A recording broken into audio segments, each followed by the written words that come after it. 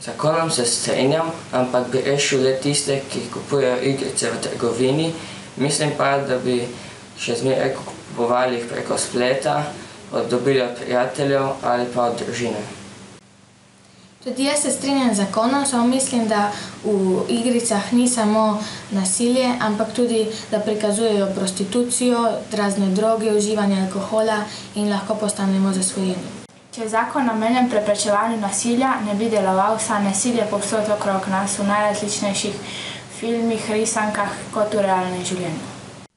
Z zakonom se strinjam, samo se bojim, da tega ne bojo upoštevali in da bojo igrice prodali mladoletnim osebam, tako kot alkohol.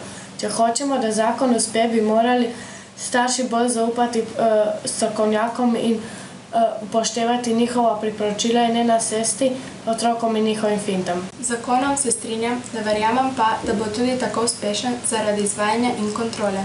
Vprašanje pa je, kako bodo kaznovali tiste, ki bodo zakon kršili. Menim, da bi se morali o tem veliko bolj pogovarjati v šolah, starši in otroci med sabo.